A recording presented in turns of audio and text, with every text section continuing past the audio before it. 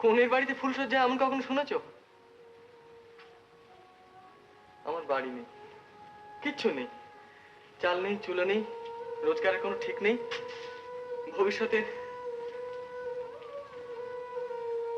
তোমায় নিয়ে গিয়ে কোথায় ফেলবো আমি?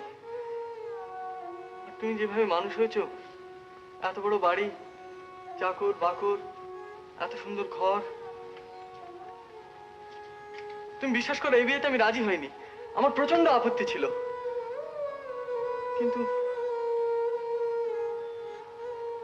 আমাকে এমনভাবে অনুরোধ করা হলো, আর আমি ভাবলাম একটা মহৎ কিছু বুঝি করে ফেললাম। সব কেমন গোলমাল হয়ে গেল। আচ্ছা,